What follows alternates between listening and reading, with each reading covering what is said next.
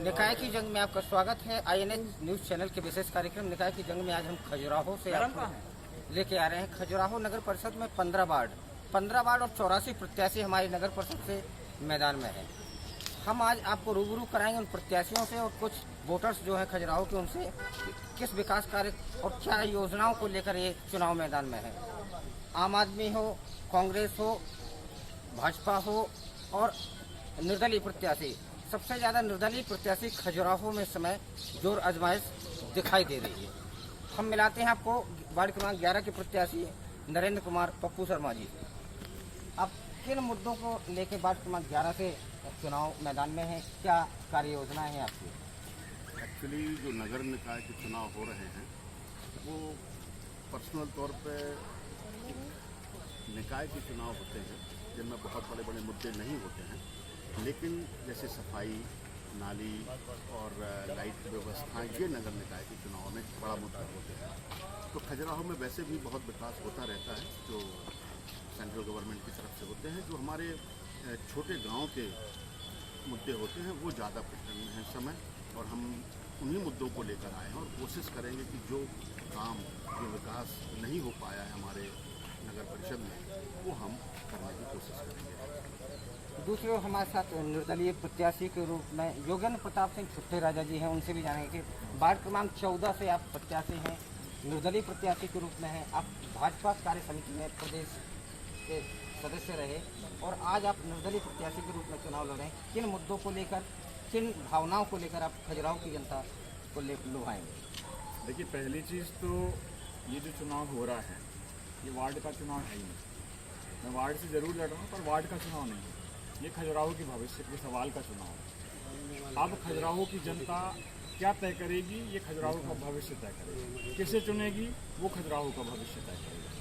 क्योंकि आज जो वोट आप डालने जा रहे हैं, आप किसी पार्षद को जरूर देंगे, लेकिन पार्षद के माध्यम से आप अध्यक्ष चुनेंगे, तो आपका जो वोट पार्षद को जाएगा वो खजुराहो का भविष्य तय करेगा। क्या आपका पार्षद एक सही आदमी को अपना वोट देकर अध्यक्ष बनाएगा, या आपका पार्षद किसी पार्टी विशेष के दबाव में आके, पैसों के दबाव में आके, या किसी सत्ता के दबाव में, प्रशासन के दबाव में आकर अपने अध्यक्ष को वोट देगा? ये तय जनता को करना है। तो जनता को ये तय करना होगा कि जब भी उनके यहाँ कोई भी पार्षद हो, किसी पार्टी से हो या निर्दलीय हो, यदि वो उनके पास आता है तो जनता को उनसे ये पूछना चाहिए कि आप अपना वोट किस अध्यक्ष को दोगे। उसे पता होना चाहिए कि उसका वोट पार्षद के माध्यम से किसे जा रहा है। इसलिए आज जनता को खजुराहो का भविष्य तय करना है। इसलिए जनता भी ये निश्चित रूप से वो पार्षद चुन रहे हैं, लेकिन उन्हें ये याद रखना होगा कि उनका यही वोट उनका अध्यक्ष तय करने वाला है। इसलिए पहले ये तय कर लें कि वो अध्यक्ष किसे बनाना चाहते हैं।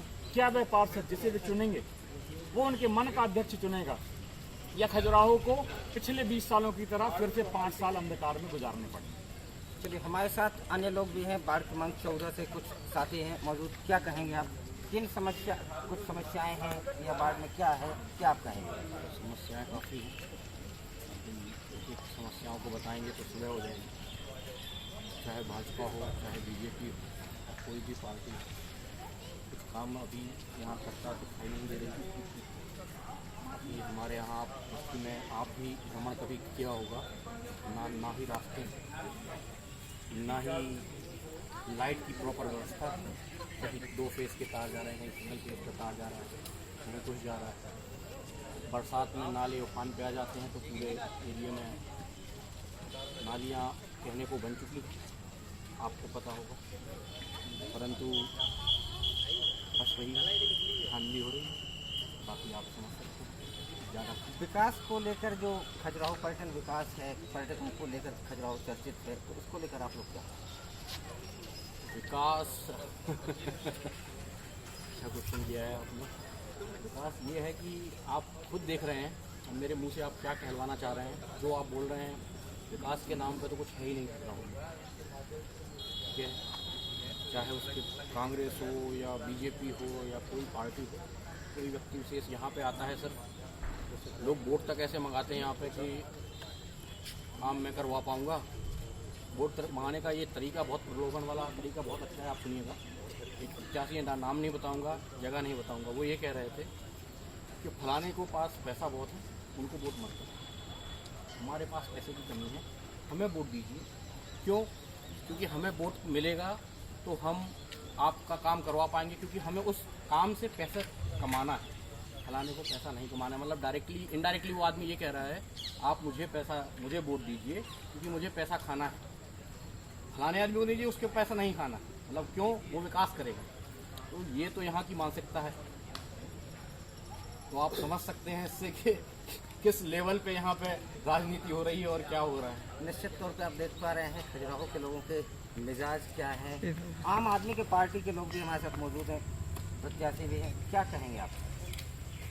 नमस्कार भैया, मैं केवल ये कहना चाहता हूँ कि खजुराहो में आम आदमी पार्टी अभी आई है और ये आम आदमी पार्टी को आप दिल्ली में भी देख रहे हैं, बदलाव किया है, पंजाब में भी बदलाव किया है और निश्चित तौर पर मध्य प्रदेश में भी बदलाव करेगी।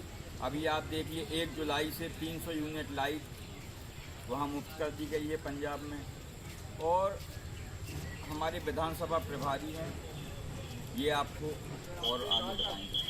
खजुराहो के किन मुद्दों को लेकर आप आम आदमी पार्टी यहाँ चुनाव में उतरी है? क्या विकास योजनाएं हैं आप लोगों की, क्या विकास करेंगे? हम लोगों का ये है कि माननीय केजरीवाल जी का सपना साकार करने के लिए ये पार्टी है।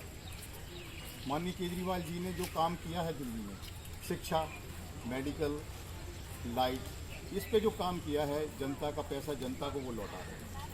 और आम आदमी पार्टी ने अभी खजुराहो के 15 वार्डों में 9 प्रत्याशी उतारे हैं और राजनगर में 11 प्रत्याशी उतारे हैं। हम लोगों का मुख्य मुद्दा ये है कि हम लोग ये देख रहे हैं कि यहाँ पे शिक्षा की व्यवस्था बहुत ही है। हमारे बच्चों के लिए अच्छे टीचर नहीं हैं, अच्छे स्कूल नहीं हैं और सिर्फ बच्चों को वहाँ पे खाना मिलता है और बस छुट्टी हो जाती है। बच्चों को एक हिसाब से देखा जाए तो शिक्षा मिलनी चाहिए, ना कि उनको खाने के चक्कर में बुलाया जाता है और बच्चे खाना खाते हैं और अपने घर चले जाते हैं। आप बताइए।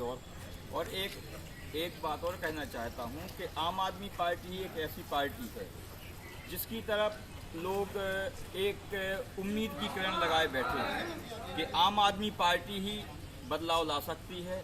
और हमने 9 वार्डों में शिक्षित, नेक नियत, ईमानदार और ऐसे लोगों को खड़ा किया है जिनका कोई क्रिमिनल बैकग्राउंड नहीं है। एक सरल सहज लोगों को हमने टिकट दी है और उसके साथ साथ आम आदमी पार्टी की तरफ लोग उम्मीद लगाए बैठे हैं कि ये कुछ करेगी और एक आशा की किरण जो लोगों को दिखती है वो केवल आम आदमी पार्टी है। मैं आम आदमी पार्टी का राजनगर विधानसभा प्रभारी के नाते सिर्फ ये कहना चाहता हूँ कि हमारे जितने भी प्रत्याशी लड़ रहे हैं, चाहे वो किसी भी पार्टी के हों, निर्दलीय हों, वो अपनी प्रचार में लगे हुए हैं। सब लोग मेहनत कर रहे हैं। भगवान मतंगेश्वर उनको उनका मेहनत का फल देंगे। और पर सिर्फ ये कहना चाहते हैं कि कोई भी प्रत्याशी किसी से आपस में मिलके प्यार मोहब्बत का चुनाव हो, व्यक्तिगत किसी से ना कोई मनमुटाव रखे, ना किसी से ये हमें वोट नहीं दिया, इसको वोट, इसने वोट नहीं दिया, उसने वोट नहीं दिया, ना जनता को परेशान करें, ना जनता से आप भी तो प्यार से मांग रहे हैं, उन्होंने कहा हमको इसने वोट नहीं दिया था, इससे लड़ाई हो जाए, उससे झगड़ा हो जाए। ये माहौल कोई ना करे, ना ही हमारे आम आदमी पार्टी के कोई करे, ना कोई दूसरी पार्टी की करे। जिनको जो करना है उनके सबकी नेक नियत है, सब लोग अच्छा काम करने के लिए आ रहे हैं।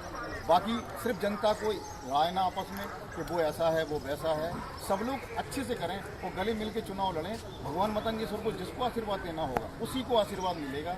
बाकी जो हार भी जाता है उसको ये नहीं सोचना चाहिए कि हमें जनता ने नहीं चुना। हो सकता है उसको जनता अगली बार चुने, हो सकता है जनता उसको दूसरा मौका दे। तो ये ना सोचे कि इस बंदे ने ऐसा नहीं किया, उस बंदे ने ऐसा नहीं किया। यही हम कहेंगे, भगवान मतंगेश्वर का आशीर्वाद जिसको पे भी मिलेगा उसको मिलेगा। निश्चित तौर पर आप देख पा रहे हैं भगवान मतंगेश्वर की नगरी में जिसका भी मतंगेश्वर महाराज को आशीर्वाद प्राप्त होगा वो यहाँ से विजय श्री हासिल करेगा और नगर परिषद की कमान संभालेगा। INH न्यूज़ के लिए खजुराहो से हरिओम खरे।